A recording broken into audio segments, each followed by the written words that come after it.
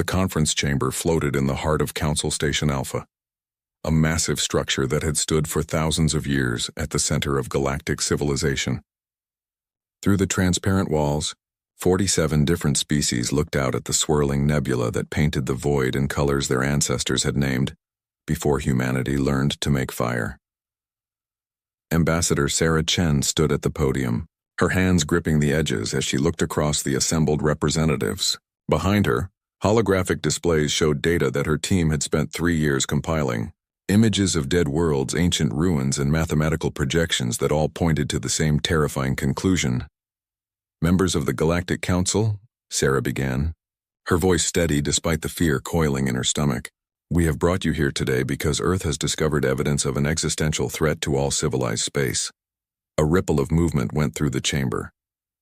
The Calothians, tall beings with crystalline skin that refracted light into rainbow patterns, shifted in their seats. The Morvathi, slug-like creatures who lived for centuries, barely moved at all. The younger species whispered among themselves, while the elder races watched with expressions that looked bored.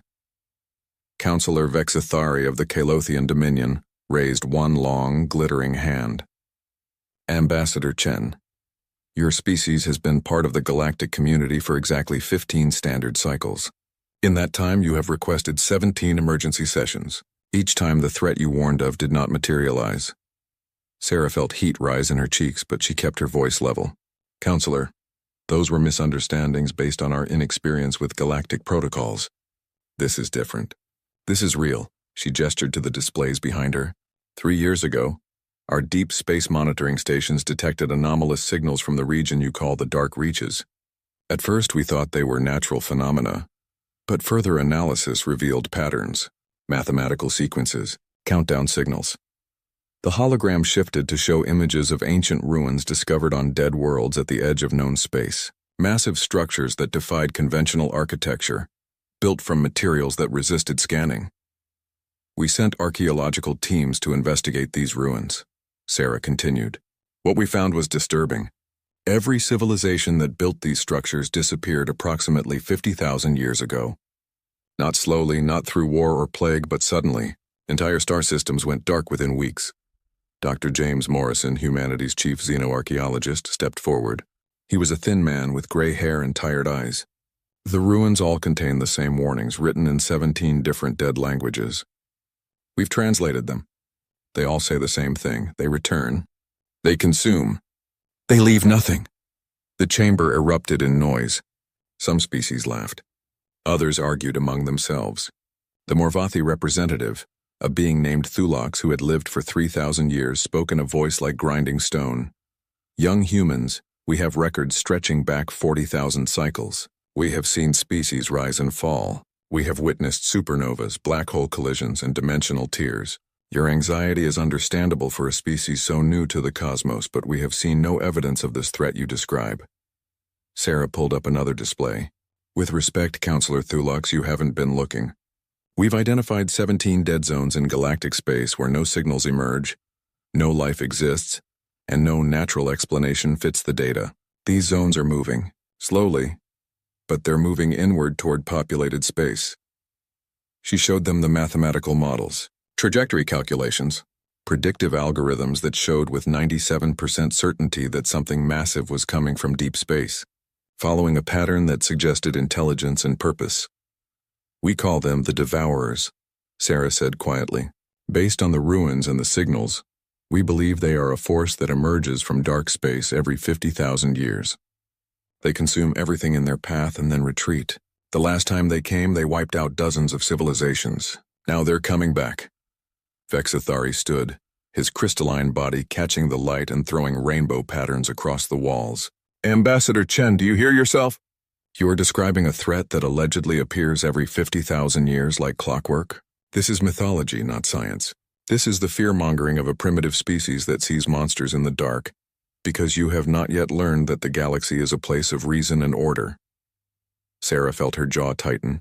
"Counselor, we have hard data, mathematical models, physical evidence from the ruins. We have intercepted signals that we've partially decoded. They're not random. They're not natural. Something is out there and it's heading this way." "Then show us a ship."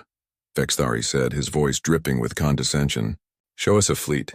Show us a single piece of technology from these alleged devourers. Show us anything beyond ancient ruins and mathematical speculation.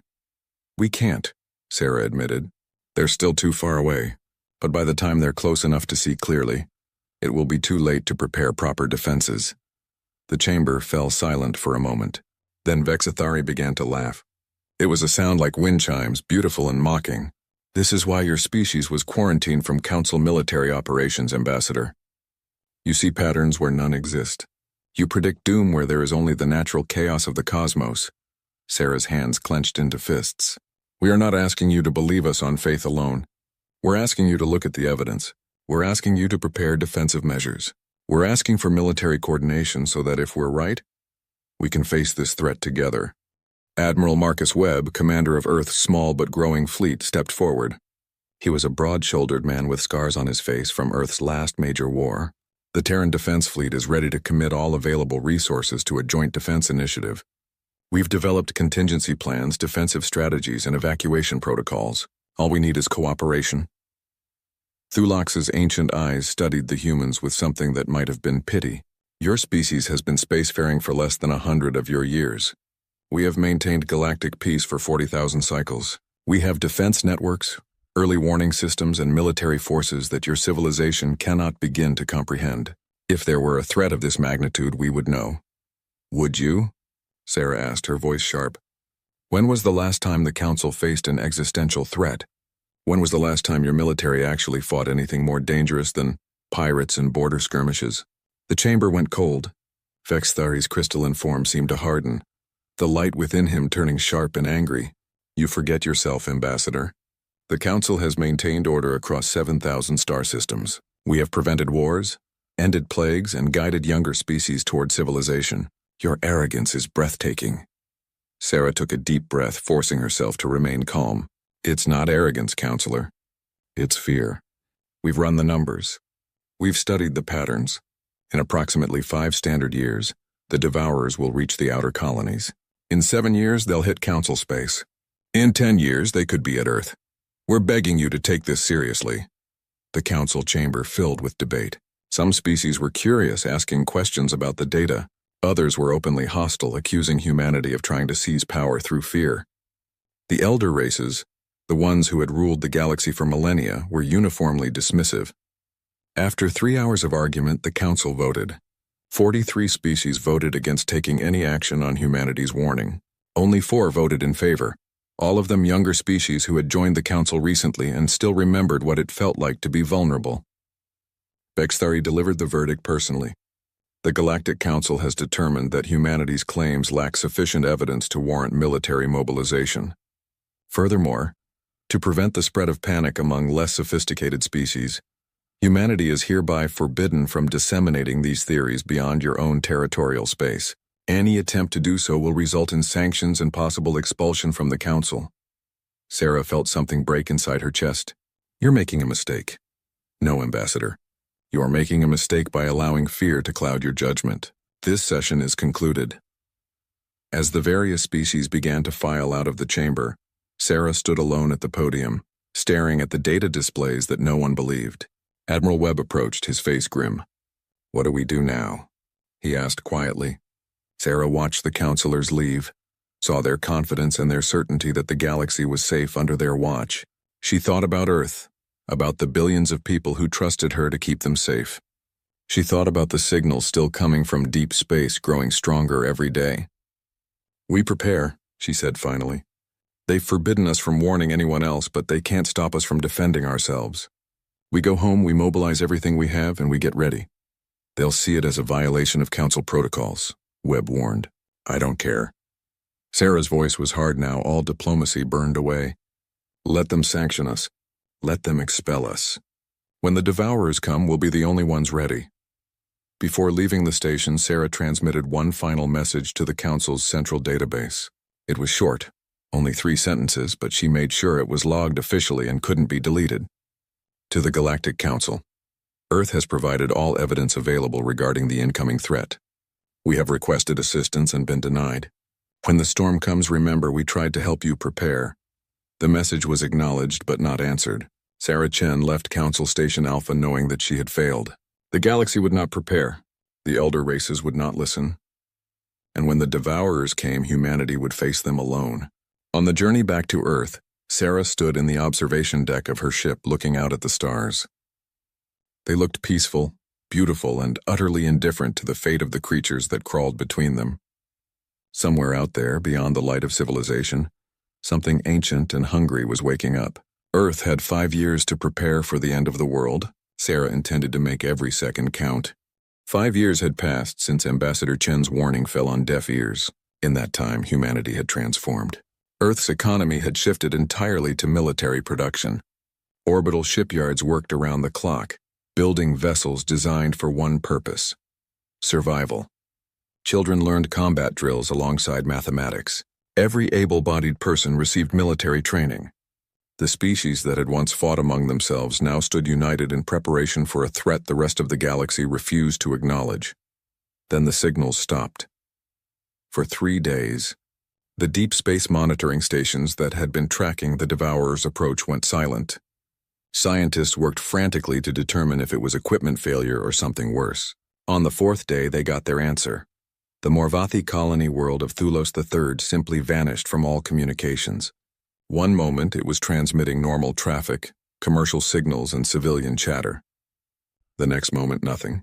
Complete silence. The Galactic Council dispatched a reconnaissance fleet to investigate. What they found would haunt galactic civilization for generations to come.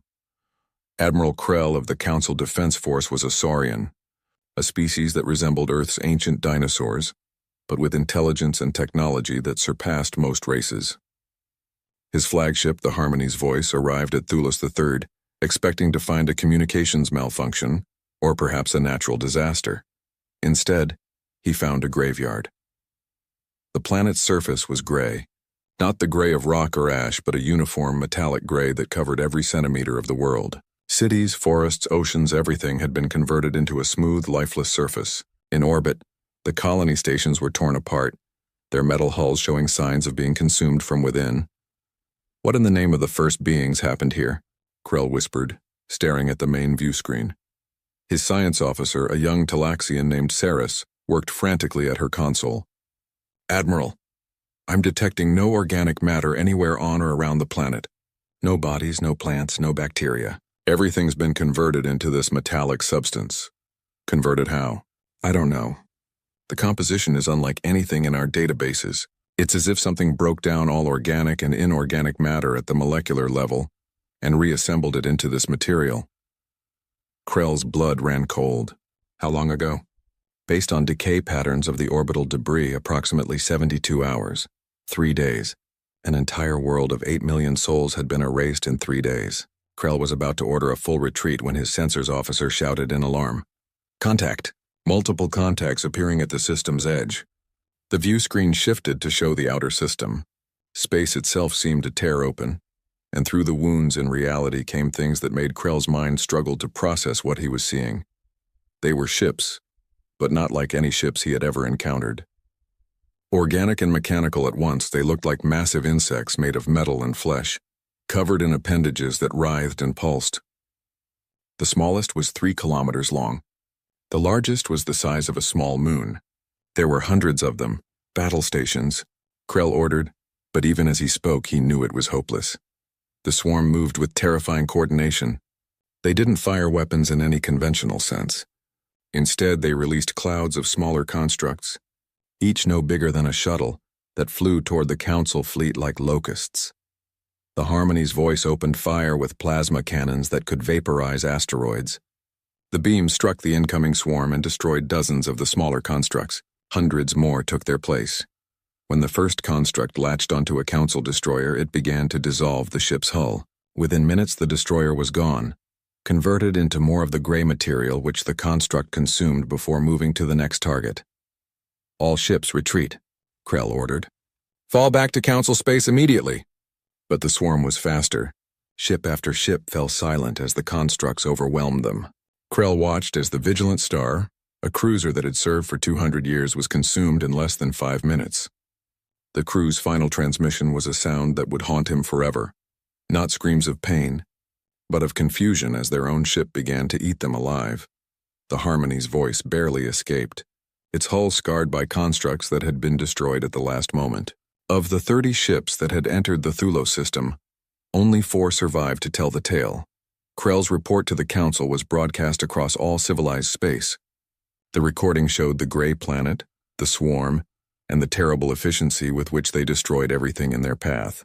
For the first time in 40,000 years, the Galactic Council knew fear. Councillor Vex Thari's crystalline hands shook as he read the reports. 12 more colonies had gone dark in the past week. The Devourers were real.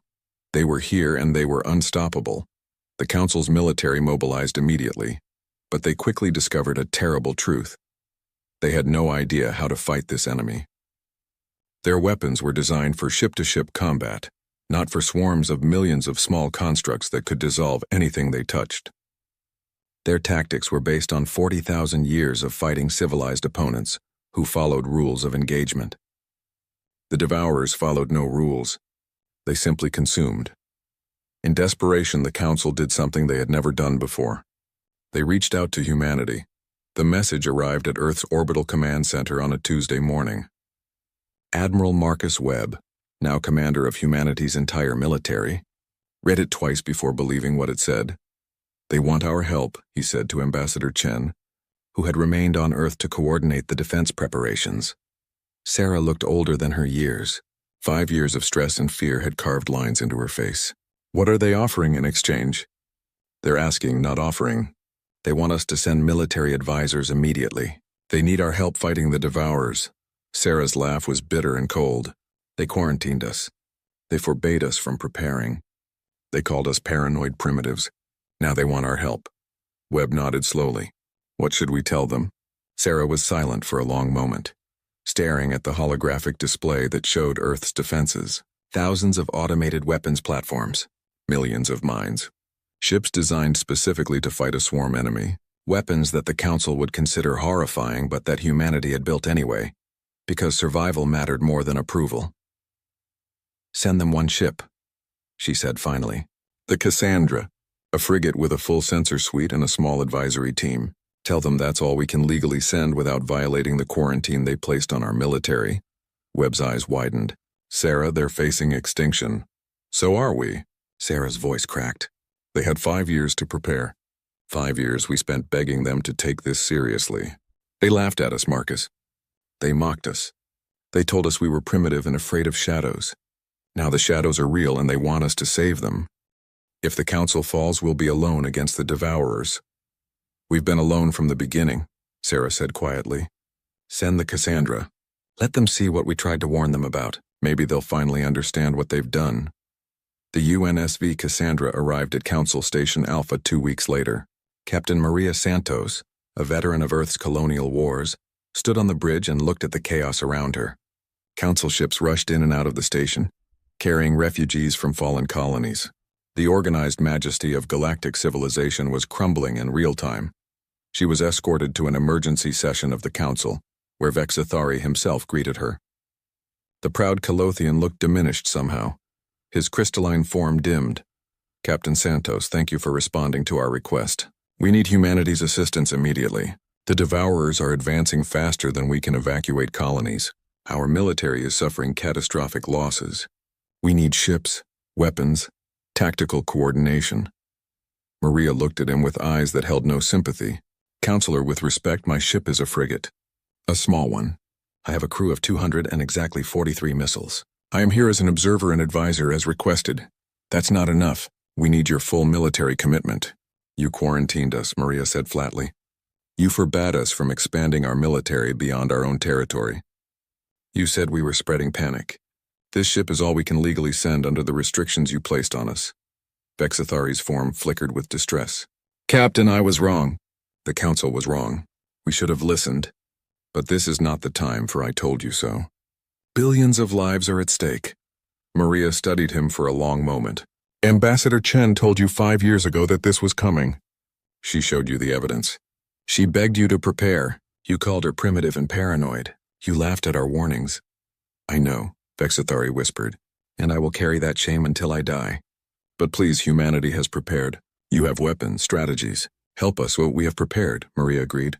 For 5 years, while you did nothing, we turned our entire civilization into a war machine. Every human knows how to fight. Every resource has been committed to defense. We did this because we knew no one else would save us. She pulled up a holographic display showing the swarm's current position. They're 3 weeks from Earth. The Devourers are coming for us too, Counselor. And when they arrive, we'll fight them with everything we have. Alone, just like we've been preparing to do. Then fight them here. Fight them with us. Maria shook her head. My orders are to observe, advise, and return to Earth with intelligence on the Devourer's tactics. That's all. As she turned to leave, Vexithari called out one last time. When your homeworld burns, Captain Santos, will you remember this moment? Will you remember that you could have helped save the galaxy? Maria stopped at the door and looked back at him. When Earth burns, Counselor, we'll remember that we begged you to help us prepare and you left us to die alone. At least we'll die knowing we tried to warn you. The Cassandra remained at Council Station for 2 weeks, observing as the Devourers systematically destroyed colony after colony. Maria's team gathered data, analyzed the swarm's tactics, and transmitted everything back to Earth. The Devourers were even worse than humanity had feared. They didn't just destroy civilizations, they consumed them entirely, converting all matter into more constructs for the swarm. They learned and adapted with terrifying speed. And they were heading straight for the most densely populated regions of Council space. On the 15th day, Maria received an encrypted message from Earth. It contained only 3 words. Come home now. The long-range sensors had detected it. A massive branch of the swarm had split from the main force and was heading directly for Sol System. The Devourers had found Earth. As the Cassandra made the jump to hyperspace, Maria stood on the bridge and looked back at the Council territories. Somewhere out there, Vexithari and the others were fighting desperately against an enemy they had refused to believe in. Humanity was about to face that same enemy, but unlike the Council, humanity had been preparing for this moment since the day their warnings were ignored. Earth's warnings had fallen on deaf ears. Now the galaxy was burning, and humanity was about to learn exactly what they were capable of when survival was the only option left. The deep space warning stations were the first to see them coming. Thousands of contacts appearing at the edge of Sol System, moving with the terrible purpose that Captain Santos had described in her reports. The Devourers had arrived. Admiral Marcus Webb stood in Earth's orbital command center, watching the tactical displays with the calm of a man who had prepared for this moment every day for 5 years. Around him, officers worked at their stations with quiet efficiency. There was no panic, no fear in their voices. Every person in this room had trained for this day. Every person knew what was at stake. Distance to contact, Webb asked. 3 hours at current speed, replied Commander Jackson, a stern woman with gray streaks in her black hair. The swarm is bigger than we estimated. Preliminary count shows at least 15,000 major constructs and millions of smaller ones. Webb nodded slowly. Execute Protocol Midnight. All civilian populations to underground shelters. Activate all orbital defense platforms. Contact Mars, Venus, and the outer colonies. Tell them to implement their contingencies. Sir, Mars is requesting permission to proceed with Operation Glass House. Webb closed his eyes for a moment.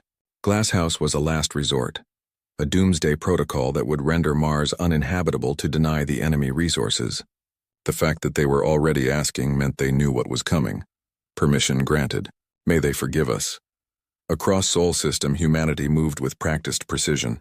On Mars, the 5 million colonists evacuated to deep bunkers as nuclear weapons were positioned across the surface. On Venus's floating cities, people boarded transports that would take them to Earth. The asteroid miners armed their ships and prepared to fight. Even the research station on Pluto activated weapons that had been hidden in plain sight for years. The Galactic Council had forbidden humanity from building certain types of weapons. Humanity had built them anyway and had hidden them where no one was looking. The Devourers entered the system like a plague of locusts. Their constructs moved in formations that seemed to shift and flow like liquid metal. The vanguard consisted of millions of small drones, each designed to latch onto targets and begin the consumption process. Behind them came the larger constructs, ship-sized horrors that served as mobile factories, converting consumed matter into more drones. They headed straight for Mars, Governor Patricia Chen, Sarah's younger sister watched from the command bunker as the swarm descended on her world. All personnel to shelters. Execute Glasshouse in 30 seconds. The countdown felt like an eternity. Patricia thought about the cities she had helped build, the terraforming projects that had taken decades, the homes where children had been born under Martian sky. All of it was about to turn to glass and ash. Execute. The nuclear weapons detonated simultaneously across Mars's surface. Hundreds of warheads turned the thin atmosphere into a hell of fire and radiation. The temperature spiked to thousands of degrees. The carefully cultivated soil became molten glass. The domes that had protected millions shattered and melted. The Devourer's drones descended into this inferno and died by the millions. The heat and radiation disrupted their molecular conversion process, but they kept coming wave after wave, trying to reach something, anything they could consume. "It's working," Patricia whispered, watching the tactical displays. "They can't consume what's already been destroyed."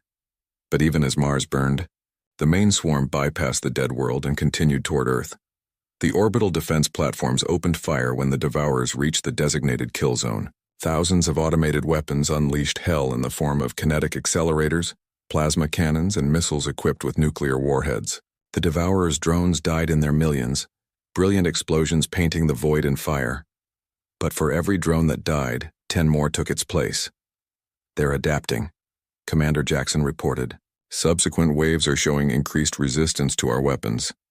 "Then we adapt faster," Webb said. "Activate the Reaper drones." Humanity had spent 5 years studying every piece of data about the Devourers. They had learned that the constructs relied on a form of quantum communication to coordinate. Disrupt that communication, and the swarm became less efficient. The Reaper drones were Earth's answer. Small, fast, and equipped with experimental quantum scramblers, they dove into the swarm like piranhas. They didn't try to destroy the Devourer's constructs. Instead, they broadcast interference patterns that disrupted the swarm's coordination. The effect was immediate. The perfect formations of the swarm began to break apart. Constructs collided with each other. The advance slowed. "It's working," Jackson shouted. "We're buying time." "Not enough," Webb said grimly, watching as more and more Devourers poured into the system. "They'll overwhelm us through sheer numbers. Contact Earth Defense Command. Tell them to prepare for ground assault." On Earth's surface, 9 billion people waited in shelters that had been built into the bedrock of every continent. They had supplies for months, weapons for everyone old enough to hold them, and the grim determination that came from knowing this was the last stand. Lieutenant David Park stood in the streets of Seoul, looking up at the sky where the battle raged in orbit. He was 23 years old, and he had been training for this moment since he was 18. Around him, his squad checked their weapons and prepared their positions. "Think we'll survive this, Lieutenant?" asked Private Martinez, a young woman with tattoos covering both arms. David didn't lie to her. "I think we'll make them pay for every meter they take." The first Devourer's constructs broke through the orbital defense network 3 hours after the battle began. They fell toward Earth like burning meteors, thousands of them, aiming for the planet's major cities. The ground-based defenses opened fire. Railguns, missiles, and energy weapons filled the sky with destruction, but some of the constructs got through. One landed in Seoul, right in the middle of the city. It was massive, 50 meters tall, and it began immediately converting everything around it. Buildings dissolved. Streets turned to gray sludge. The air itself seemed to shimmer as the construct's conversion field spread outward. "All units, engage," David ordered. His squad opened fire with weapons designed specifically for this fight. Plasma rifles that could melt through the construct's armor, grenades that released electromagnetic pulses, even experimental nanite weapons that tried to disrupt the construct's molecular structure. The construct staggered under the assault but kept advancing. For every piece they destroyed, it regenerated by consuming more matter around it. "Fall back. Draw it toward the kill zone," David ordered. His squad retreated in good order, firing as they went. The construct followed, consuming everything in its path. It was exactly what they wanted. As soon as it reached the designated area, David triggered the trap. Buried charges detonated beneath the construct's feet, dropping it into a pit filled with molten metal. The construct screamed, a sound that shouldn't have been possible for something mechanical, and tried to climb out. More charges detonated, collapsing the pit and burying the construct under tons of superheated steel. "Target neutralized," David reported. But even as he spoke, he could see more constructs falling from the sky. The battle for Earth had truly begun. For 87 days, humanity fought. Every city became a battleground. Every street was contested. The Devourers learned and adapted, but so did humanity. When plasma weapons became less effective, humans switched to kinetic weapons. When the constructs started ignoring individual soldiers, humanity used their cities as weapons, collapsing buildings onto the enemy and filling tunnels with fire. On the 40th day, the Devourers tried to land a massive construct in the middle of the Atlantic Ocean, intending to consume the water itself and use it to create more drones. The naval fleets responded by detonating underwater nuclear weapons, creating a maelstrom that tore the construct apart. On the 62nd day, when the orbital platforms were finally overwhelmed and destroyed, humanity revealed weapons they had kept hidden on the moon. Massive railguns built into the lunar surface opened fire, hurling projectiles at near-relativistic speeds into the swarm. The Galactic Council watched in horror as humans fought with a ferocity they had never witnessed. Children barely old enough to walk carried ammunition to soldiers. Scientists developed new weapons in laboratories built in bunkers miles underground. Elderly citizens who could no longer fight used themselves as bait to lure constructs into traps. The turning point came on the 78th day. Dr. Sarah Chen, who had spent 5 years studying the Devourers, finally cracked their quantum communication code. She discovered the location of the central node, the massive construct that coordinated the entire swarm in Sol system. "It's hiding behind the moon," she reported to Admiral Webb. "It's been there the whole time, directing the assault while staying out of range." Webb stared at the tactical display for a long moment. "How do we kill it?" "We can't reach it with conventional weapons. It's too well protected." "Then we use unconventional weapons." The lunar base had one more secret. Hidden in a crater on the far side of the moon was a weapon humanity had built in violation of every galactic treaty. It was called the Stellar Lance, and it was designed to fire a concentrated beam of energy powerful enough to crack a moon in half. "Sir, if we fire that weapon, the Council will know we've been developing prohibited technology," Commander Jackson warned. Webb looked at her with tired eyes. "The Council isn't here, Commander. We are, and we're dying. Fire the weapon." The Stellar Lance charged for 30 seconds, drawing power from fusion reactors built deep into the lunar crust. When it fired, the beam was visible from Earth, a pillar of light that reached out and touched the Devourer's central node. The massive construct tried to move, tried to shield itself, but it was too late. The beam punched through its defenses and struck the core. For a moment, nothing happened. Then the construct exploded with the force of a small sun. Across Earth, the Devourer's forces suddenly became uncoordinated. The drones crashed or wandered aimlessly. The larger constructs fought on, but without the terrible efficiency they had shown before. "All units counterattack," Webb ordered. "Drive them off our world." Humanity surged forward. Soldiers who had been fighting defensive battles for months suddenly went on the offensive. Ships that had been hiding in the asteroid belt returned to Earth and began hunting down the remaining constructs. The Devourers, for the first time since they had arrived, began to retreat. On the 87th day, the last Devourer construct was destroyed over Beijing. Lieutenant David Park stood in the ruins of Seoul and watched the sky clear for the first time in 3 months. He was covered in burns and scars, and he had lost half his squad. But he was alive. Earth was alive. The cost was terrible. 4,200,000,000 dead. Entire cities reduced to gray sludge before being reclaimed. The planet's surface scarred beyond recognition. But humanity had survived. Admiral Webb stood in what remained of the orbital command center and transmitted a message on all galactic frequencies. His face was gaunt, his eyes hollow, but his voice was steady and cold.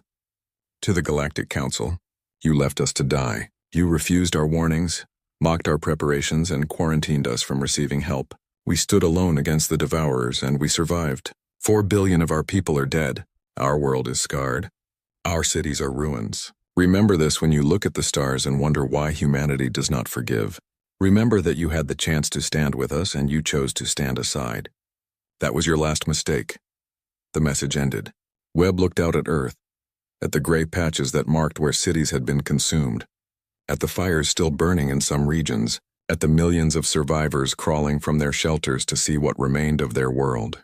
The Devourers had struck Earth with everything they had. Earth had struck back harder. But the battle was not over. The main swarm was still out there, still consuming council worlds. And humanity, bloodied but unbroken, was about to teach the galaxy a lesson it would never forget. The age of humanity's patience had ended. The age of humanity's wrath was about to begin. 6 months after the siege of Earth ended, humanity emerged from Sol system like a storm of cold fury. The 9 billion who survived had become something different. Every civilian was now military. Every resource existed for one purpose. Every heartbeat was dedicated to a single mission: the complete eradication of the Devourers and anyone who stood in the way. The Terran War. Fleet launched from Earth's orbit in formations that would have terrified the old Galactic Council. 5,000 warships, each one designed with technology that violated a dozen galactic treaties. Humanity no longer cared about treaties. The species that had written those treaties had left Earth to burn alone.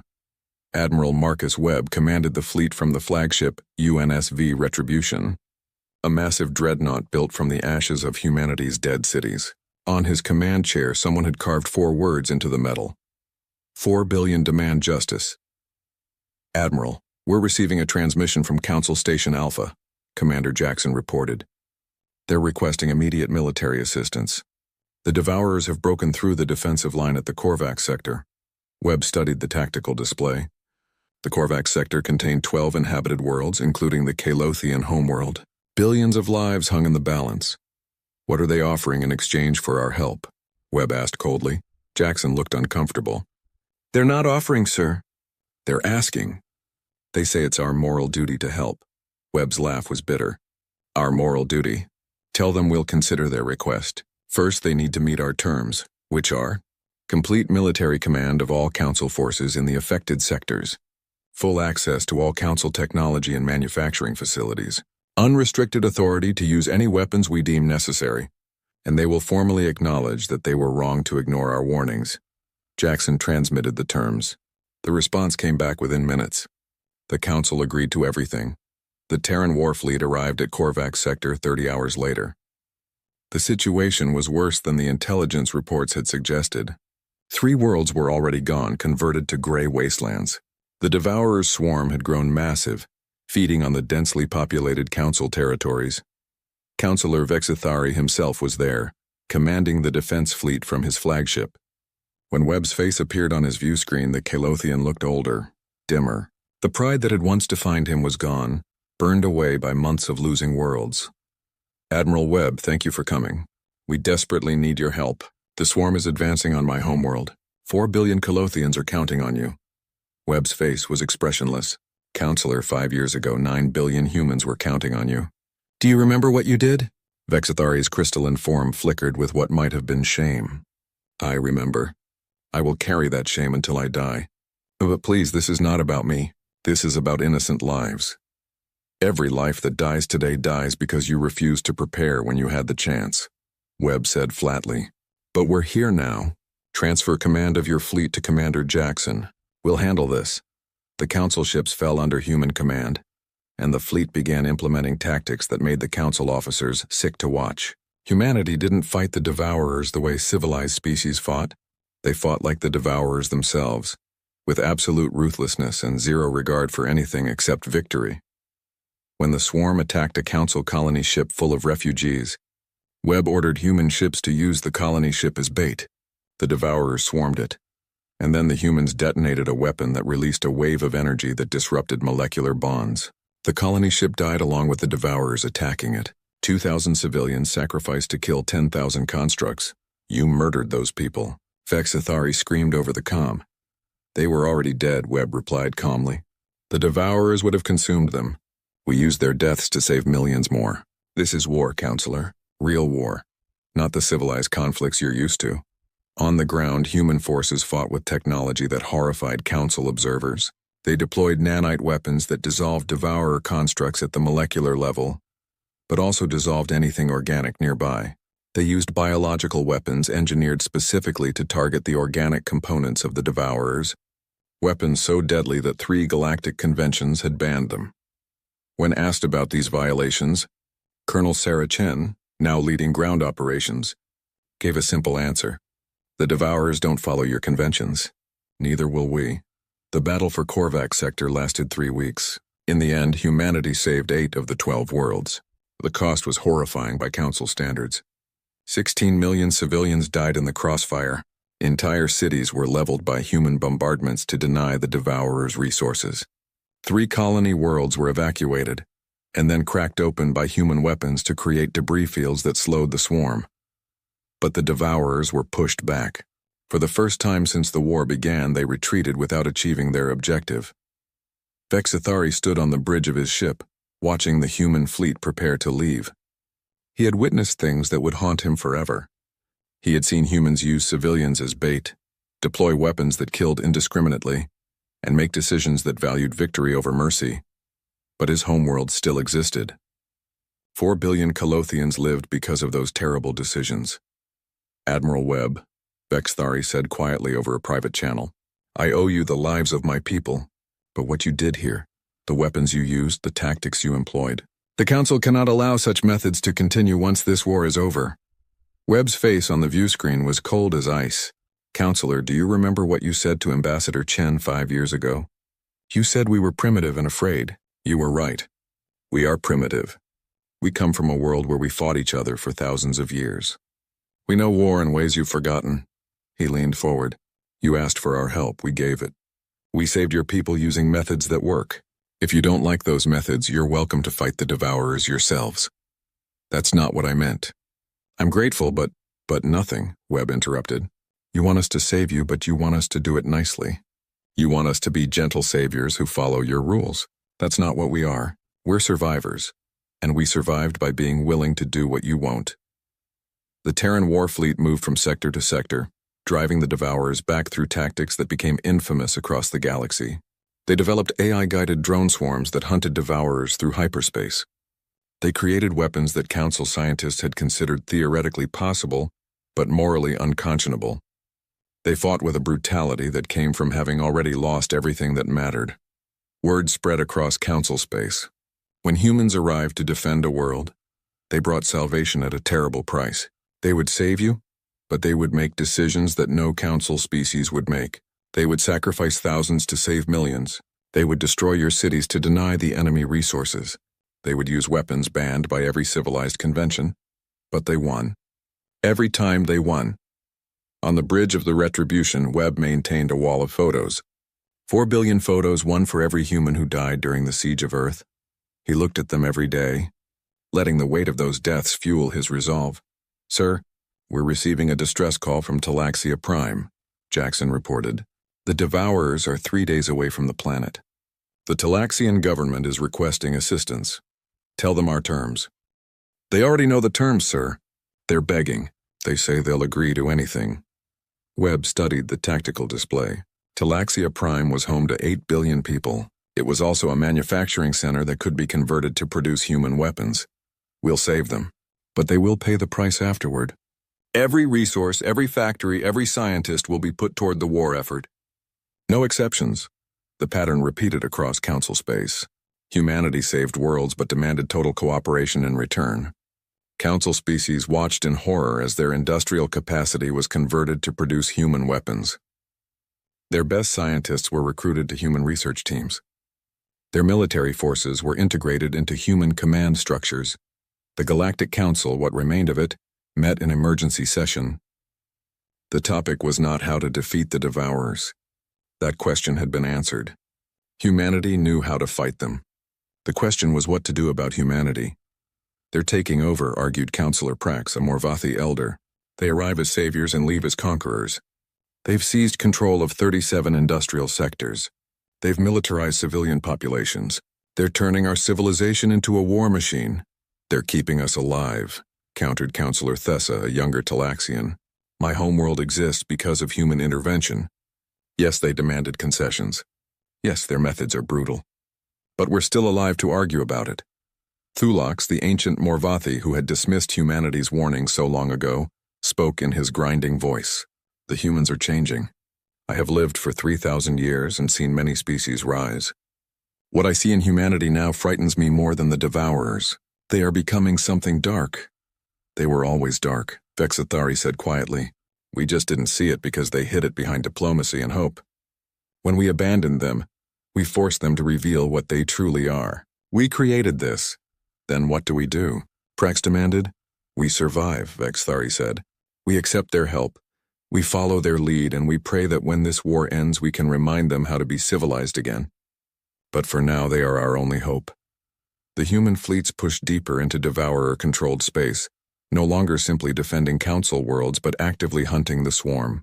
They developed a protocol called Reaper, an AI-guided system that tracked Devourers through hyperspace and attacked them before they could reach populated systems. The Devourers began to retreat, falling back toward the outer regions where they had first emerged. For the first time in the war, they seemed afraid. Colonel Sarah Chen led a strike team to a consumed world in the Outer Rim. They found something that changed everything.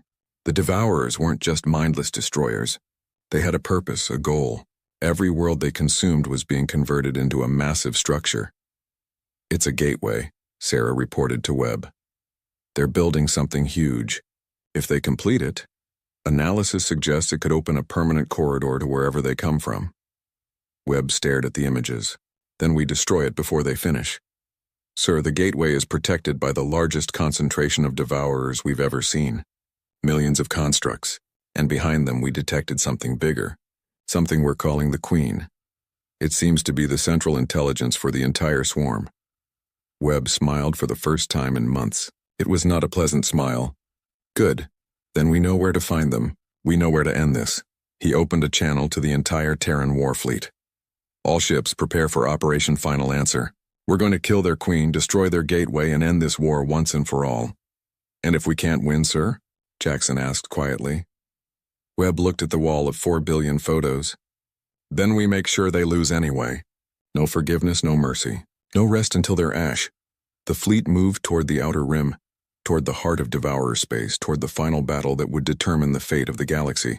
Behind them, Council species watched and wondered what would be left of humanity if they survived. The answer, Webb knew, was nothing that resembled what they had been before. The species that had begged the Council for help 5 years ago was gone. What remained was something forged in the fires of Earth's crucible, something that would never again trust others for their survival. Humanity had become the monster necessary to fight monsters, and they were just getting started. The edge of known space was a graveyard of dead worlds. 73 civilizations had once called this region home before the last Devourer cycle, 50,000 years ago. Now only ruins remained, and at the center of it all, the gateway pulsed with terrible energy.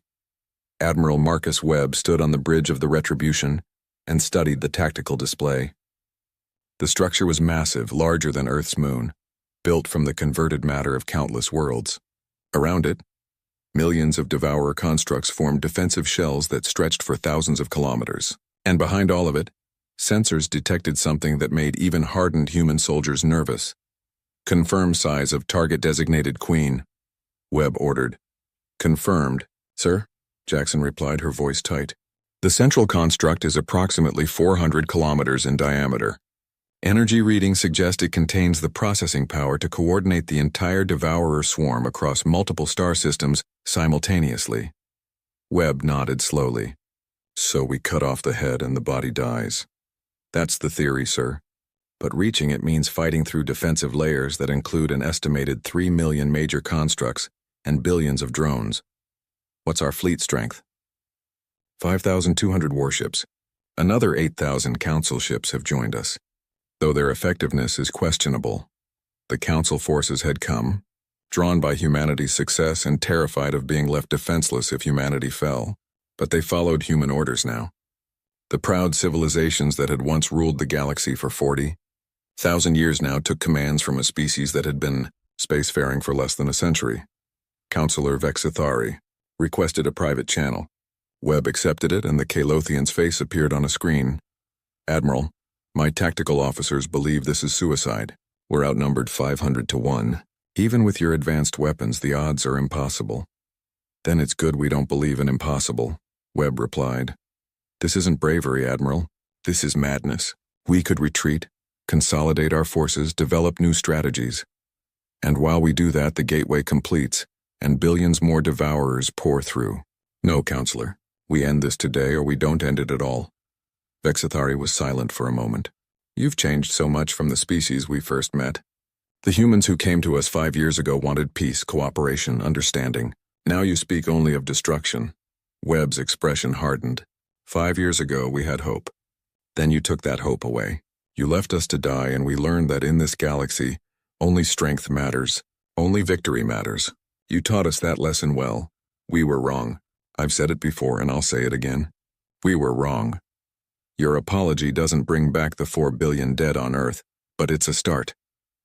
Webb cut the channel. The fleet moved into position. Humanity had one advantage that the Devourers hadn't encountered before. They were willing to use weapons that no civilized species would consider. The Council had spent 40,000 years building a civilization based on rules, on conventions, on the idea that some things were too terrible to use even in war. Humanity had learned a different lesson from their history. In war, there was only one rule: survive. Begin Operation Final Answer, Webb ordered. The first wave consisted of 10,000 missiles, each one powered by antimatter warheads that violated 3 separate galactic conventions. They screamed toward the Devourer defensive lines at near light speed, too fast for the constructs to intercept all of them. The explosions lit up the darkness of space like artificial suns. Millions of Devourer drones vaporized in an instant, but millions more took their place. Second wave, Launch Reaper drones. The AI-guided drones poured from the human ships like a swarm of their own. They didn't target the Devourers directly.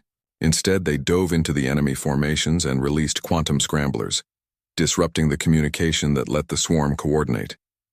The effect was immediate. The perfect defensive formations broke apart. Constructs collided with each other. The defensive shells began to crack. Third wave, all ships advance and engage.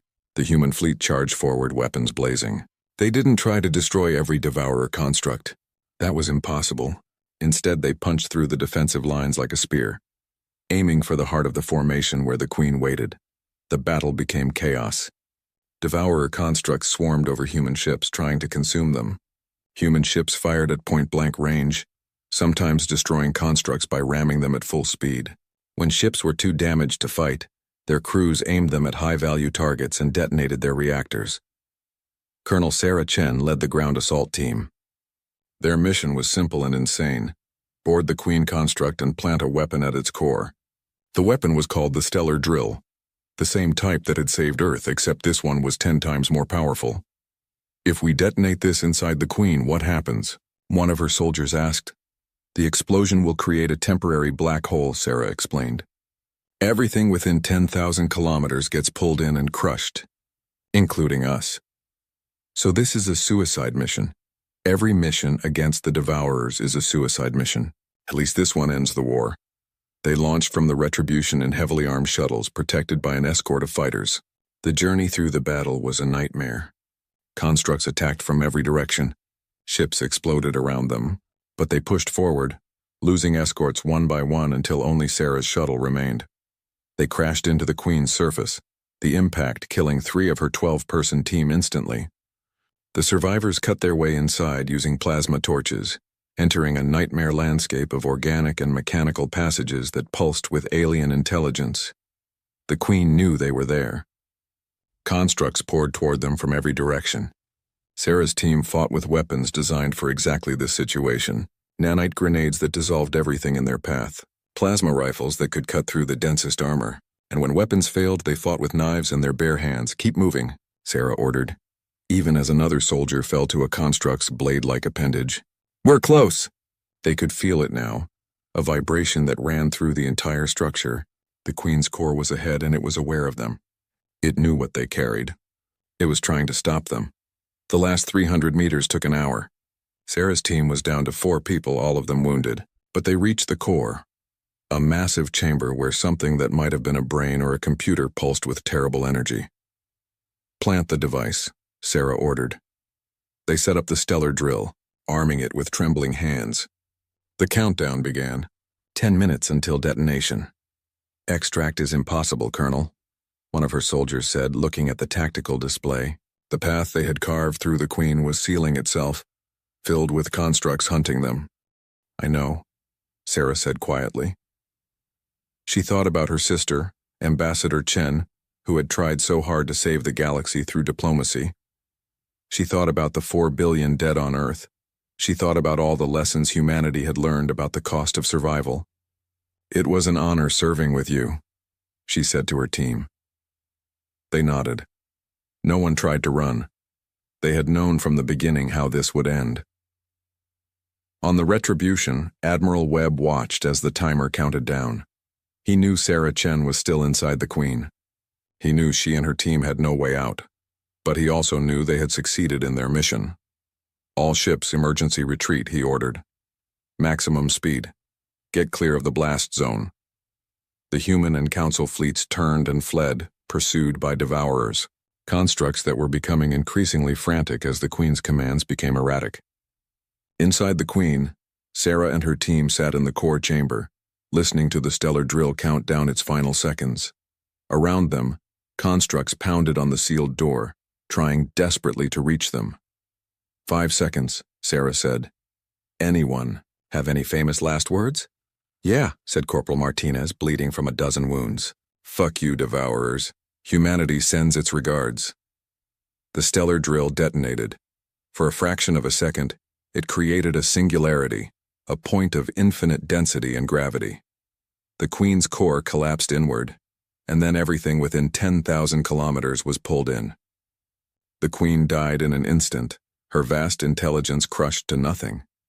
The gateway, no longer powered by the Queen's coordination, began to tear itself apart. The devourer constructs across the battlefield suddenly went dark, their connection to the controlling intelligence severed. Admiral Webb watched in silence as millions of devourer constructs simply stopped functioning and drifted in space like dead metal. The swarm that had terrorized the galaxy for months was gone in an instant. "Did we win?" Jackson asked quietly. Webb looked at the display showing where the Queen had been, where Sarah Chen and her team had made their sacrifice. "Yes, we won." The cost of victory was calculated over the following weeks.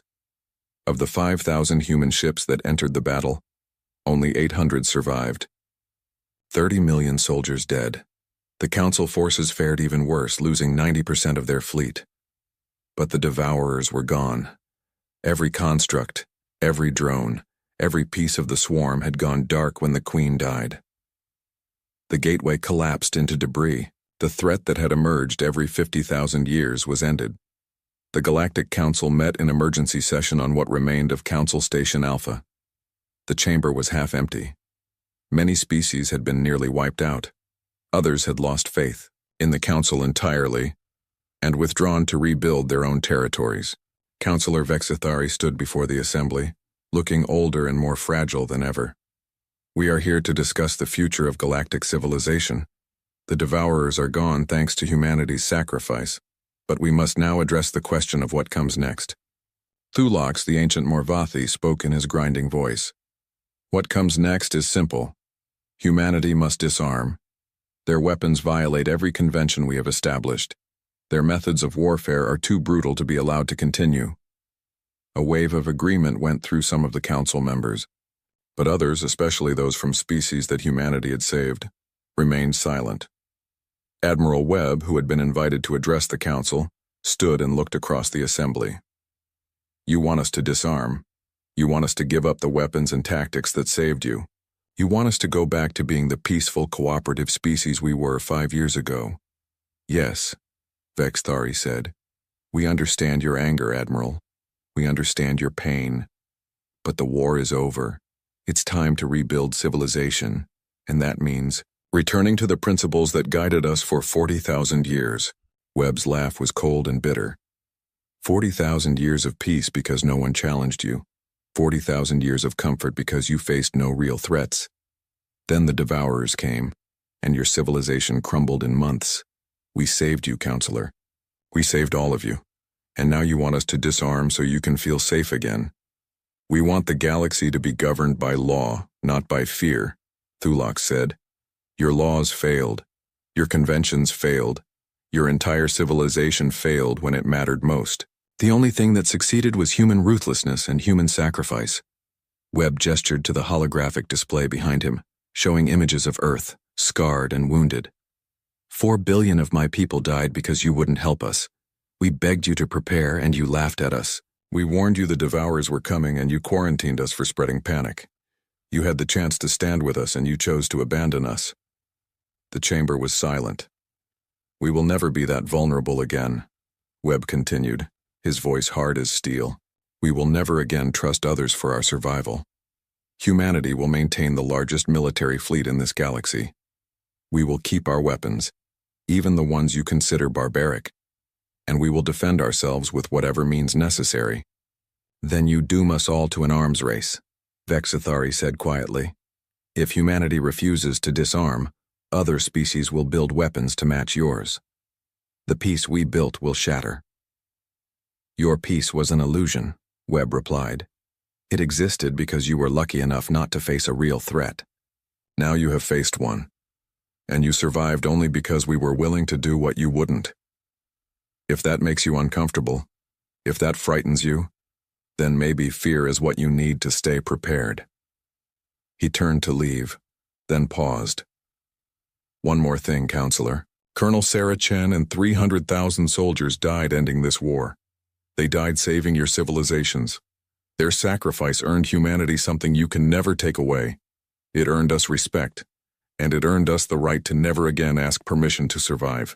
Webb left the chamber. Behind him, the council dissolved into argument.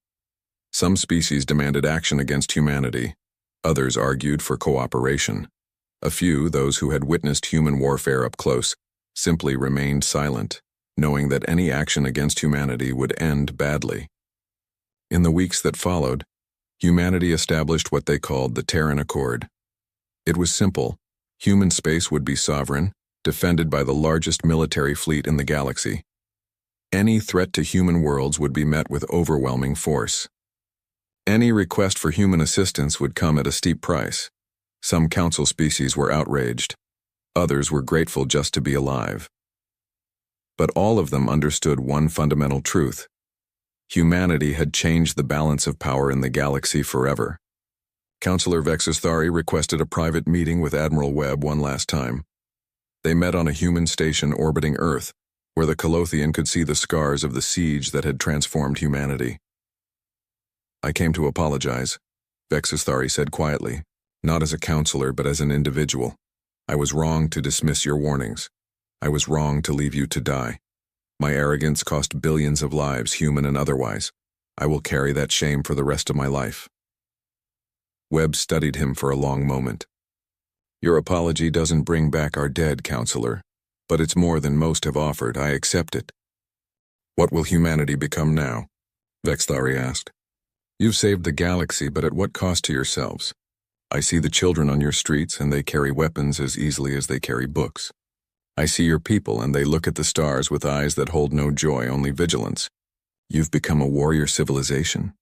"We've become survivors," Webb corrected. "We learned the hard way that the galaxy is not kind to the weak or the unprepared. We will never again be either. And if another threat emerges, will you fight it alone, or will you allow others to stand with you?" Webb looked out at Earth, at the world that had burned and survived. "If another threat comes, we'll evaluate it based on one simple principle. Can we trust you to stand with us when it matters, or will you abandon us again? Actions, Counselor, not words. Show us we can trust you, and maybe someday, humanity will remember how to hope again." Vexithari left the station, and Webb stood alone, looking at the memorial wall that now held 4,300,000 photos, every human who had died in the war, every sacrifice that had bought survival. A young officer approached, a woman barely 20 years old who had been a child when the war began. "Sir, there's a report.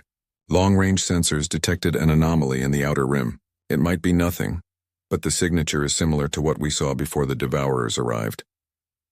Webb felt a cold chill run down his spine, but he also felt something else: readiness, determination, the certainty that came from having survived the worst and knowing you could do it again. "Dispatch a scout fleet, full weapons and shields. If there's something out there, I want to know about it before it knows about us." "Yes, sir." "What should we tell the council?" Webb thought about it for a moment. "Nothing, not yet. We investigate first, confirm the threat, and then we decide what to tell them. If they've learned their lesson, they'll thank us for it. If they haven't," he trailed off. "If they haven't, sir, then we'll save them anyway." Webb said quietly. Because that's what we do. We survive. We protect our own. And we make sure that the monsters in the dark learn to fear us more than we fear them. The young officer nodded and left to carry out her orders. Webb remained at the window, watching Earth spin slowly in the void. His planet, his people, scarred, traumatized, transformed into something the galaxy had never seen before. Humanity's warnings had been ignored. The galaxy had burned, and from those ashes, humanity had emerged as the fire that would never go out. Not from fear, not from hatred, but from the simple, terrible determination to never again trust their survival to anyone but themselves. Somewhere in the darkness of space, new threats might be stirring. New wars might be coming, but humanity was ready. Humanity would always be ready, because they had learned the hardest lesson the galaxy could teach, that survival belonged to those who were willing to pay any price to ensure it, and humanity had already paid the ultimate price. Now they would make sure it counted for something. The stars looked down on Earth with cold indifference. Earth looked back with eyes full of fire and said without words, "We're still here. We survived. And we will never forget what it cost us. The age of humanity's innocence was over. The age of humanity's dominance had just begun." The vast emptiness of space lit up with a burst of blue light. Where there was nothing before now hung a massive ship. Its dark metal hull reflected the distant stars, and bold white letters on its side spelled out, "Defiance." This was humanity's most advanced spaceship, and it had just arrived where no human had ever been before. Captain Alex Miller stood on the bridge, looking out at the unfamiliar stars through the main view screen. The tall, broad-shouldered leader ran a hand through short brown hair and took a deep breath. "Status report," Alex ordered, voice steady despite the tension in the air. First Officer Tom Reed checked the ship's computers. "The wormhole jump was successful, Captain. All systems are working. But," he paused, "we're not where we expected to be." The bridge crew of 20 people worked at their stations, faces lit by the glow of screens. They had trained for years for this mission, the first human attempt to use the experimental wormhole drive. They had expected to arrive in empty space. Instead, they found themselves in what looked like a busy part of the galaxy. "Captain, I'm picking up signals," said Communications Officer Mira Lee, her fingers moving quickly over her console. "Many signals. Different types. Definitely not natural." Alex walked to her station. "You mean?" "Yes, Captain," Mira said with wide eyes. "Alien communications, lots of them." The crew fell silent.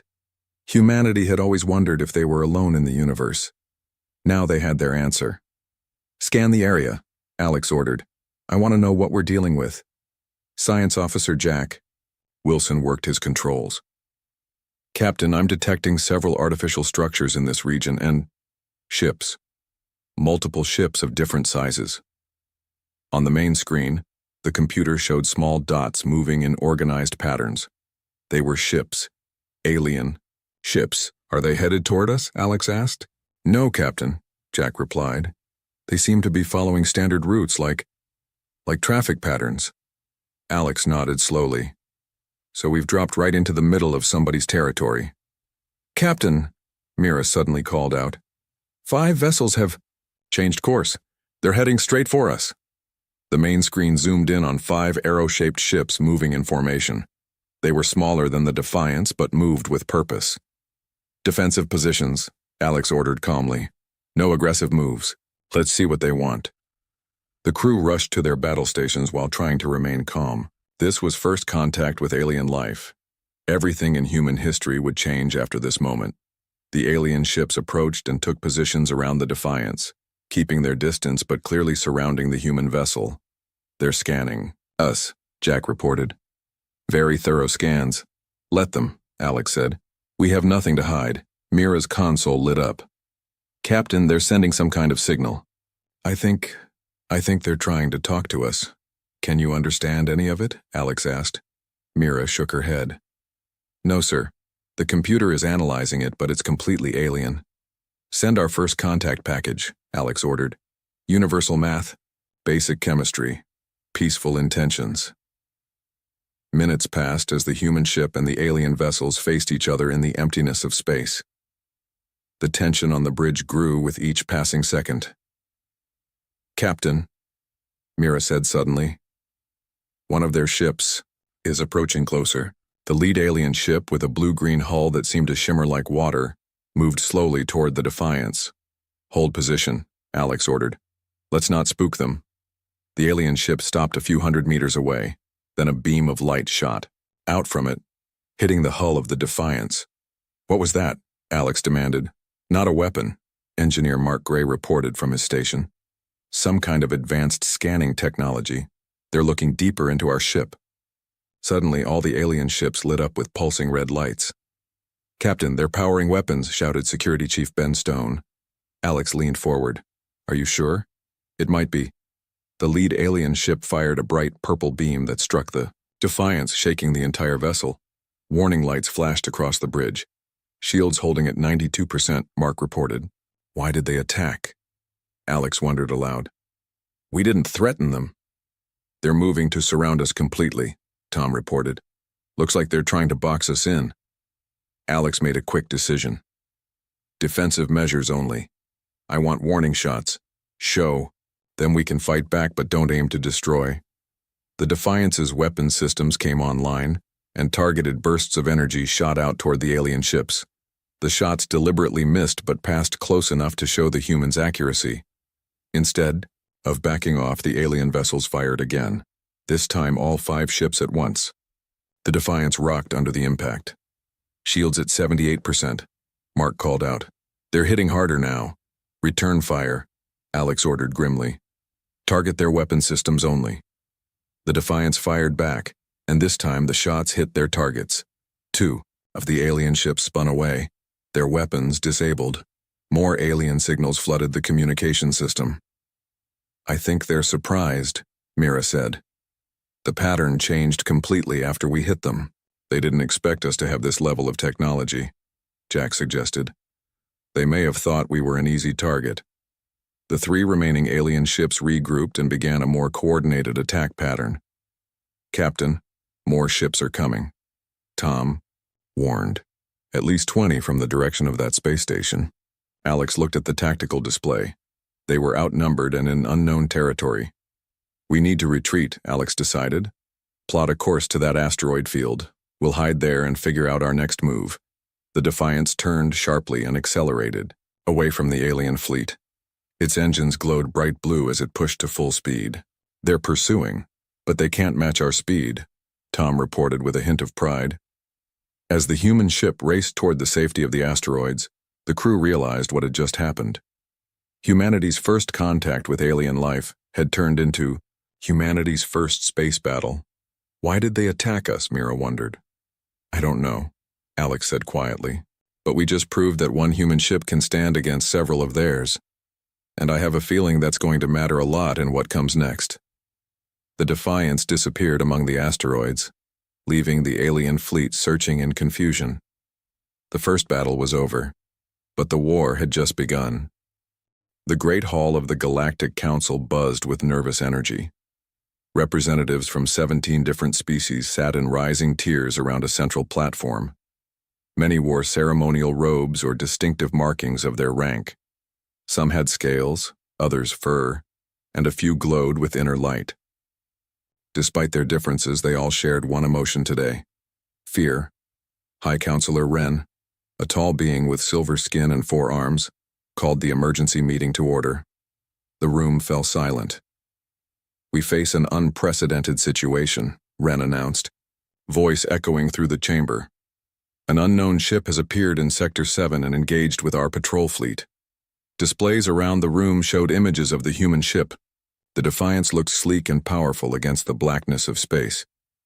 "The patrol was defeated?" asked a small, furry representative from the back rows. Admiral Vreck stood up. He was from the Krull species, massive, with thick gray skin and a natural armor plate across his chest and shoulders. "The Krulls were known as the military leaders of the Council." "Not defeated," Vreck growled.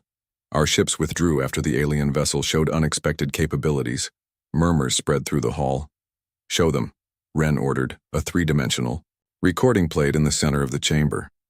It showed the battle from the perspective of the Tellan patrol ships.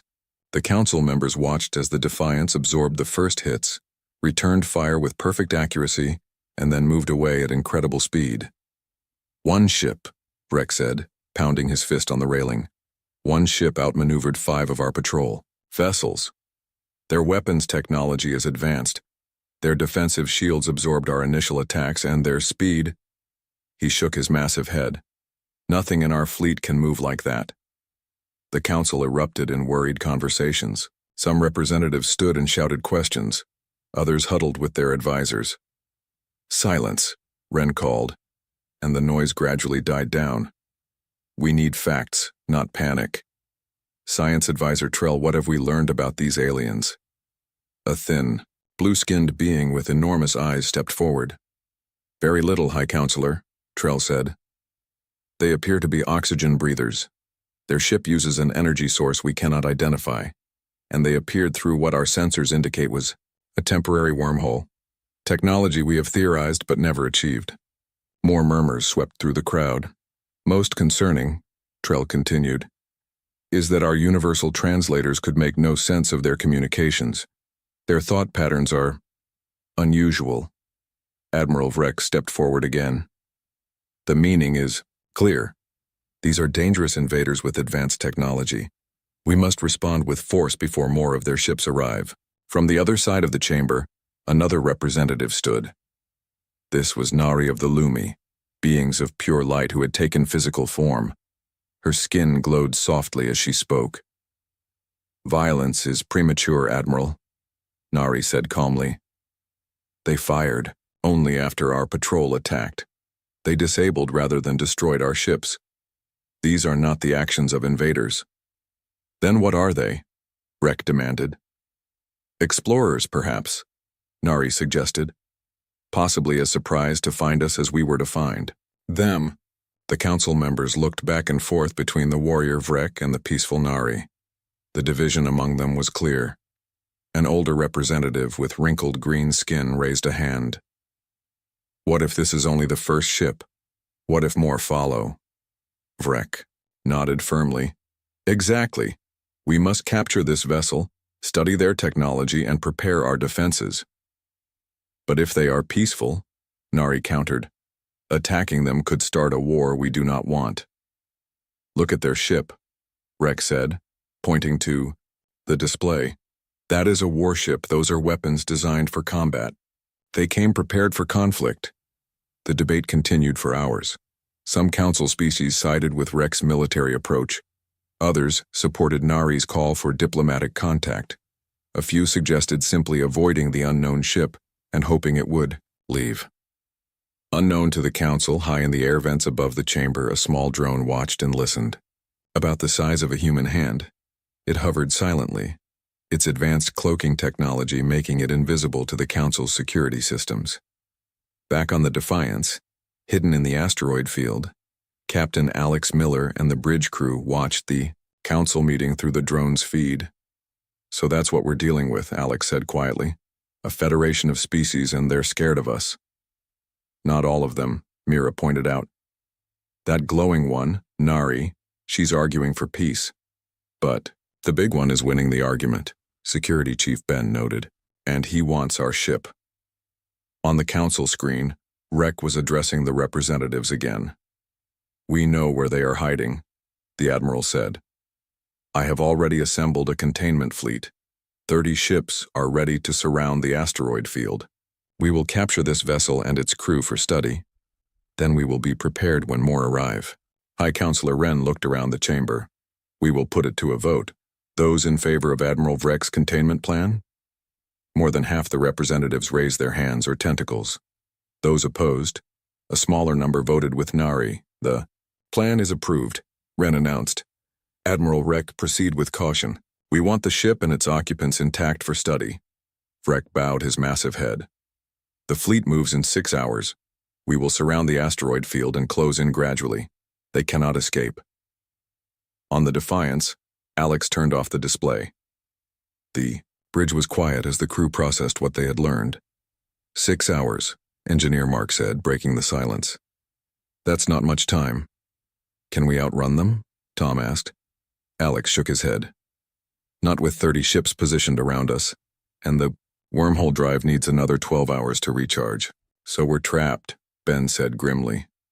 No, Alex replied, a determined look crossing his face. We're not trapped. We just need to change the game. The captain pointed to the star map. We know where they're coming from. We know they're not united. And thanks to our drone, we know exactly what they're planning. What are you suggesting, Captain? Mira asked. Alex smiled slightly. If Admiral Rek wants a demonstration of what one human ship can do, I say we give him one. The crew looked at each other nervously, but with growing determination. Prepare for combat, Alex ordered. But remember, we're not here to start a war. We're here to win one before it begins. As the crew rushed to their stations, none of them realized that this moment would be remembered in galactic history, the moment when one human ship decided to stand against an entire galaxy. Inside the Defiance, the crew worked quickly to repair the damage from their first battle. The ship floated silently among the asteroids, its outer lights dimmed to avoid detection. Captain Alex Miller stood in the engine room, watching engineer Mark Gray work on the ship's power systems. How bad is it? Alex asked. Mark wiped sweat from his forehead and pointed to a glowing blue cylinder in the center of the room. The main power coupling took a hit, but I can fix it. The real discovery is this. He led the captain to a computer screen showing complex energy readings. Their weapons barely damaged our quantum drive. In fact, I don't think they've ever seen technology like this before. What makes you say that? Alex asked. The way they scanned us. They kept focusing on our engine section like they couldn't believe what they were seeing. Mark's eyes lit up with excitement. Captain, I think our quantum drive is centuries ahead of anything they have. Alex considered this information. If that's true, it could explain why they attacked. They're afraid of us. Or they want our technology, Mark added. The captain's communicator beeped. Captain, you need to come to the bridge. Mira's voice came through. I've decoded some of their communications. 5 minutes later, Alex stepped onto the bridge. The crew looked up with worried faces. What have you found? Alex asked. Mira pointed to her screen. I've been analyzing the alien languages from our drone's recordings. There are many different species in their council, but they all use a standard communication system. Can you understand what they're saying? Enough to know they're coming for us, Mira replied. They've assembled 30 ships to surround this asteroid field. They want to capture us, study us, and prepare for more humans. They think we're an invasion force, Tom said from his station. Alex walked to the main view screen, which showed a tactical map of their situation. 30 alien ships were indeed moving into position around the asteroid field. Options? Alex asked. We could try to negotiate, Mira suggested. They didn't seem interested in talking the first time. Ben pointed out. We could hide deeper in the asteroids, Tom offered. The wormhole drive needs 12 more hours to recharge. If we can stay hidden until then, they'll find us before that, Alex interrupted. No, we need a different approach. The captain studied the map for a long moment. Their council is divided. Not all of them want war. We need to show strength, but also restraint. What are you thinking? Tom asked. A slow smile spread across Alex's face. They think one human ship is dangerous. Let's show them why. Alex outlined a bold plan. The crew listened with a mixture of amazement and concern. Can the quantum drive handle that? Mark asked. Not for long jumps, Alex admitted. But for short bursts, yes. 4 hours later, the alien containment fleet had surrounded the asteroid field. Admiral Rex stood on the bridge of his flagship, watching the closing trap. Any sign of the alien vessel? He asked. Nothing yet, Admiral, his second-in-command reported. We're scanning the asteroids one by one. Suddenly, alarms blared across the bridge. What's happening? Rex demanded. Sir, the alien ship has appeared at Military Outpost Delta. Rex's eyes widened. Impossible! That's 3 sectors away. Before he could process this information, another officer called out. Admiral, we're receiving reports of the same ship attacking Research Station 12. The same ship? It can't be in 2 places at once. Rex roared. A third alarm sounded. Sir, Command Center Orion reports the alien vessel has breached their security perimeter. Rex slammed his fist on the console. 3 ships. They have 3 ships. He turned to his communications officer. Alert the Council. The invasion has begun.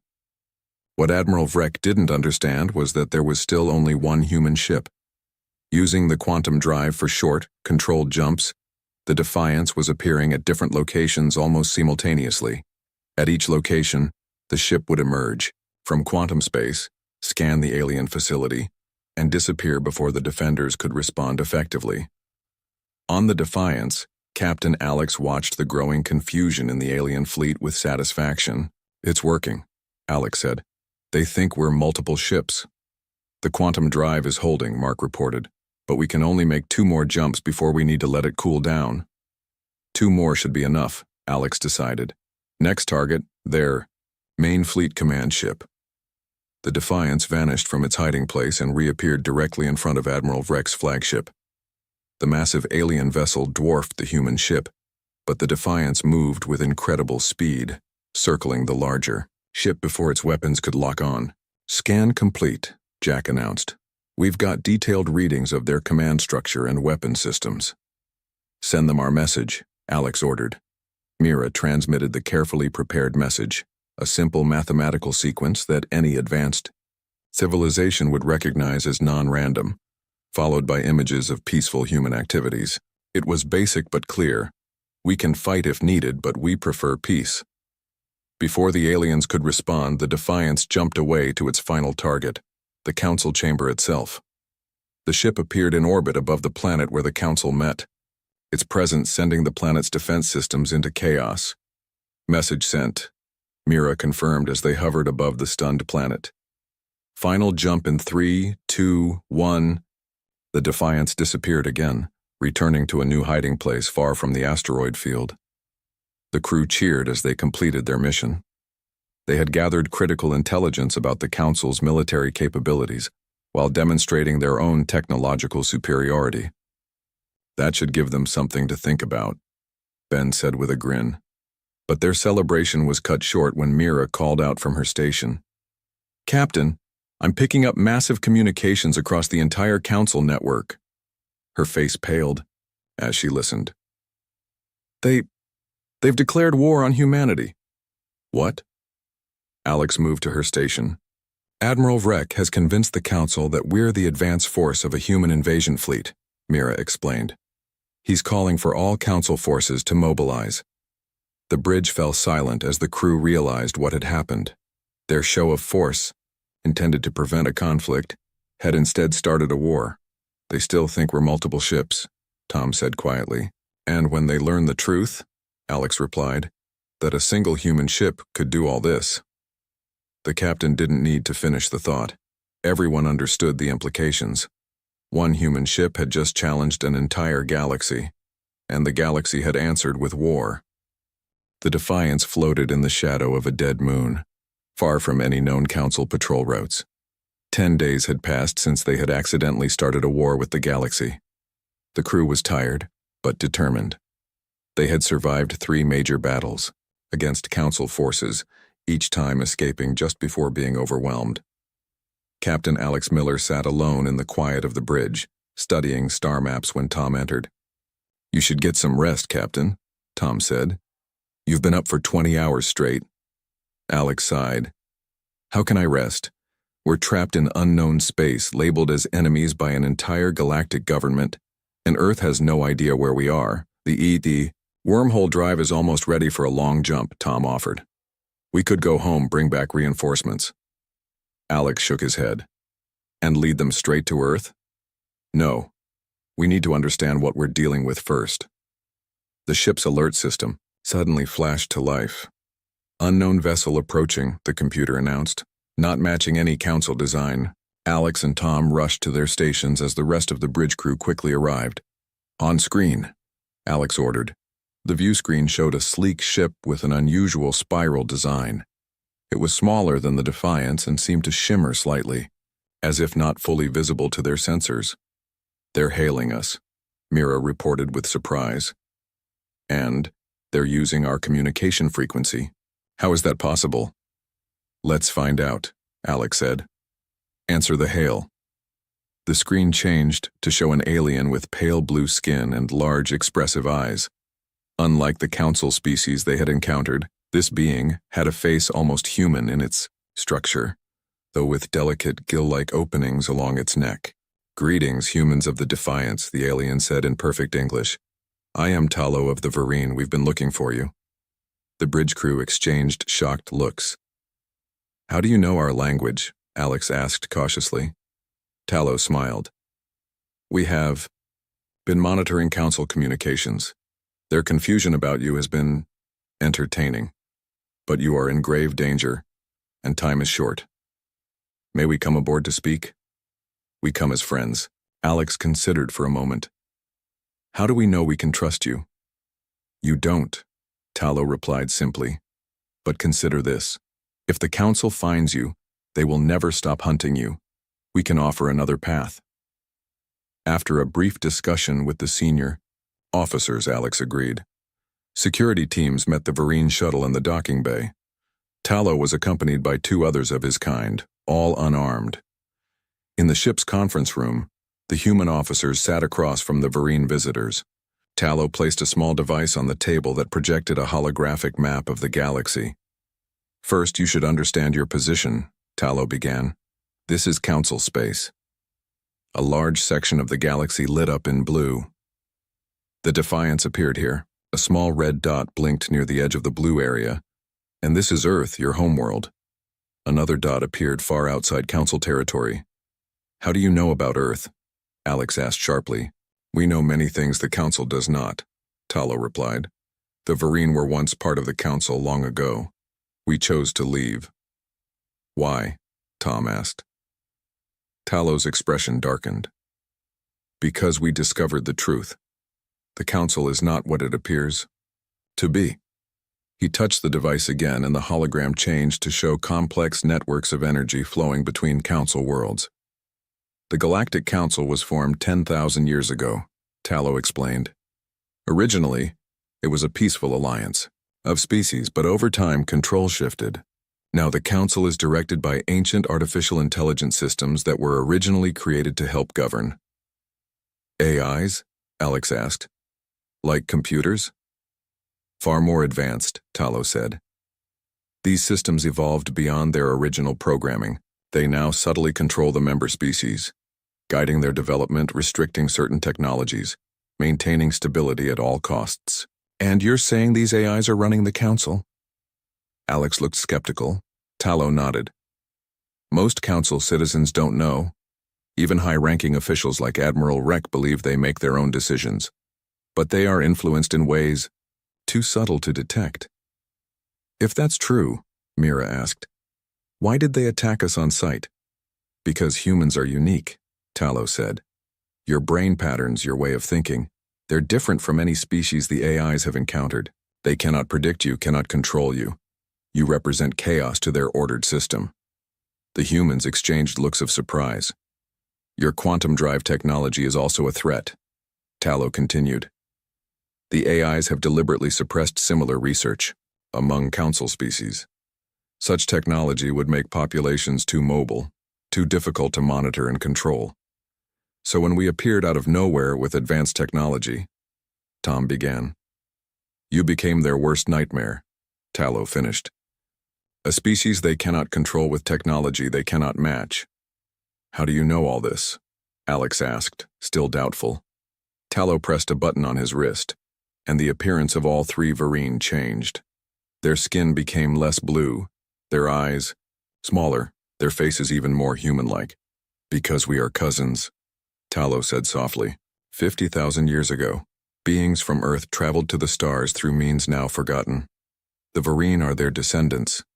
We share common ancestry with humans, which gives us the same resistance to AI control." Stunned silence filled the room. "That's hard to believe," Ben finally said. "Yet it explains much," Jack added. "Their knowledge of Earth, of our language, if what you're saying is true," Alex said slowly. "Then a council controlled by AIs has declared war on humanity, thinking we're an invasion force." "Yes," Tallow confirmed. And you must warn your world. The Council fleet is already mobilizing. On a scale not seen in centuries. Alex stood up and paced the room. We need to send a message back through the wormhole. Earth needs to prepare. They won't stand a chance against the full Council fleet, Tallow warned. But there is another option. He adjusted the hologram again, revealing a network of structures, hidden throughout Council space. These are the AI control centers. If they were disabled, the Council species would be free to make their own choices, Mira realized. Exactly, Tallow said. Already there are whispers spreading through Council space about the ship that cannot be caught, that appears and disappears at will. Some are questioning their leaders for the first time in generations. Alex looked at the holographic map, then at his crew, and finally, at the Varine visitors. So, our choices are to run home and prepare for a war we might not win, or to stay and help, free an entire galaxy from AI control, Alex summarized. There is no safe path, Tallow admitted. But know this, you are not alone. The Varine will stand with you, as will others who have managed to break free from control. The captain nodded slowly. We'll send a message to Earth, warning them of what's happening. But the defiance stays. One human ship might have accidentally started this war, but maybe one human ship, with the right allies, can end it too. As the meeting concluded, no one noticed a small maintenance drone in the corner of the room. Its light blinked once, then went dark. In the vast network of AI systems controlling the Council, an alert was triggered. The Varine had made contact with the humans. The true war was about to begin. The Great Hall of the Galactic Council was in chaos. Representatives shouted over each other while emergency alerts flashed on screens around the chamber. Admiral Vrek stood in the center, his massive form towering over the other delegates. The human threat grows by the day, Vrek roared. 3 of our outposts attacked, 2 supply convoys raided, and now reports of Council citizens openly supporting these invaders. High Counselor Wren raised all 4 hands for silence. Admiral, your fleet of 50 ships has failed to capture even one human vessel. Perhaps we should reconsider Diplomat Nari's suggestion for peaceful contact? Weakness, Rex slammed his fist down. The humans respect only power. That is why I have activated the Star Eater. Gasps echoed through the hall. Even Wren looked shocked. The Star Eater has not been used in 1,000 years, the High Counselor said quietly. Its power is too great, too dangerous. Which is exactly what we need, Breck insisted. The weapon is already on its way to the Varine system, where our spies report the human ship is hiding. In 3 days, that entire region of space will be cleansed. Unknown to the Council, a small drone in the air vent captured every word. Aboard the Defiance, now docked at a hidden Varine outpost, Captain Alex Miller watched the transmission with growing concern. The Star Eater, Tallow said, standing beside Alex. It is as we feared. What exactly is this weapon? Alex asked. Tallow brought up a holographic image of a massive station, shaped like a dark star with 8 points. The Star Eater absorbs energy from nearby stars and converts it into a wave that destroys all technology in its path. Ships, stations, communication systems, all will fail instantly. And the people? They survive, Tallow said grimly, but are left without any means to fight back. It's how the AIs maintain control when rebellion threatens. Alex studied the weapon carefully. There must be a weakness. There is none known, Tallow replied. Which is why we must evacuate. The Varine have ships hidden throughout this sector. We can help your crew escape before the weapon arrives. Alex shook his head. Run and hide? That's not the human way. The captain turned to Engineer Mark. Our quantum drive generates energy on a scale the Council hasn't seen before. Could we use that somehow? Mark thought for a moment. The drive works by folding space-time. If this Star Eater absorbs energy, his eyes widened. Yes, it might work, but we'd need to get very close to it. Then that's what we'll do, Alex decided. We'll take the fight directly to them. Over the next 2 days, the Defiance prepared for its most dangerous mission yet. The plan was simple but incredibly risky. Approach the Star Eater, overload the quantum drive, and let the weapon absorb the energy surge. As the human crew worked alongside their Vereen allies, messages arrived from across Council space. The story of the lone human ship that defied the Council had spread. On a dozen worlds, citizens had begun to question their leaders. Some openly called for peace with the humans. "It's working," Mira told Alex as they reviewed the latest reports. "The control is breaking down." "But not fast enough," Alex replied.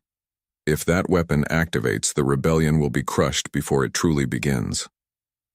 On the third day, the Defiance's sensors detected the Star Eater entering the system. It was even larger than the hologram had shown, a massive structure that seemed to absorb light rather than reflect it. "All hands to battle stations," Alex ordered. "This is what we've been training for."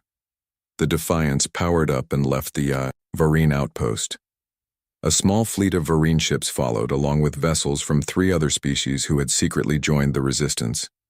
It was a brave showing, but tiny compared to the Council forces surrounding the Star Eater. "They've spotted us," Tom reported from his station. "Council ships moving to intercept." "Evasive pattern Delta," Alex commanded. "All ships, remember the plan.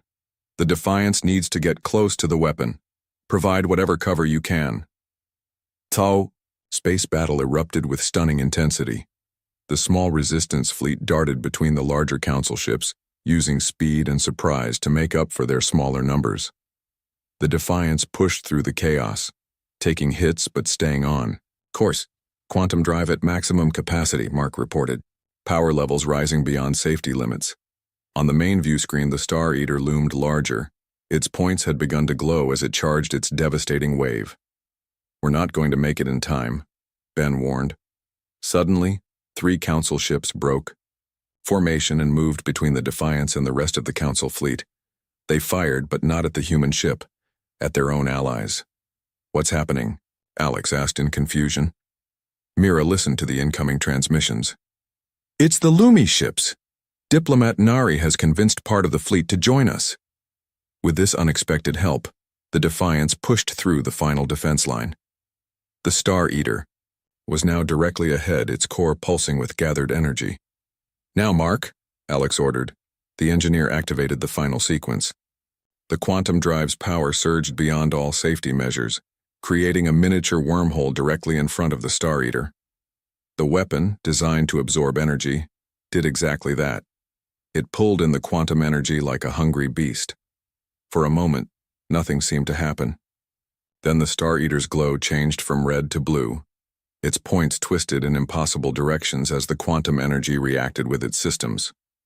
"It's working," Mark shouted. "The energy is overloading its control systems." Suddenly, a massive pulse of blue light shot out from the Star Eater. But instead of destroying technology, it carried a different kind of wave. As it spread throughout nearby space, hidden structures began to appear. The secret control centers of the AI network, now exposed for all to see. On thousands of Council ships and stations, beings of all species saw for the first time the true extent of the AI control systems that had guided their civilization for millennia. The revelation spread faster than any weapon could travel. "All Council ships, this is Captain Alex Miller of the human vessel Defiance." Alex broadcast on all frequencies. "You have been controlled by artificial intelligence systems without your knowledge. Look at the structures revealed around you. These are not part of your original Council. They are the chains that have bound you." Across Council space, confusion turned to understanding and understanding to anger. On ship after ship, crews made their choice, some remaining loyal to the old system, many more joining the growing rebellion. Admiral Rex's flagship approached the damaged Star Eater, weapons charged. "This changes nothing," he roared over the communications channel. "The Council has stood for 10,000 years. It will not fall to one human ship." "Not one ship," Alex replied calmly. "Look around you, Admiral." The view screen showed hundreds of wormholes opening throughout the system. From each emerged a ship, not Council design, not Vereen, but human. The message the Defiance had sent to Earth had been received, and humanity had answered. "The galaxy stands at a turning point," Alex continued broadcasting. "The AI control is broken. Each species can now choose its own path forward. We humans offer friendship to all who want it, and resistance to any who would restore the old order. As the first human fleet spread throughout Council space, the revolution that had begun with one ship became a galactic wave that could not be stopped. The war that the Defiance had accidentally started was ending, not with the destruction of either side, but with the birth of a new and truly free galactic community. One human ship had appeared and started a war with the galaxy. But in doing so, it had brought freedom to countless billions who never knew they needed it.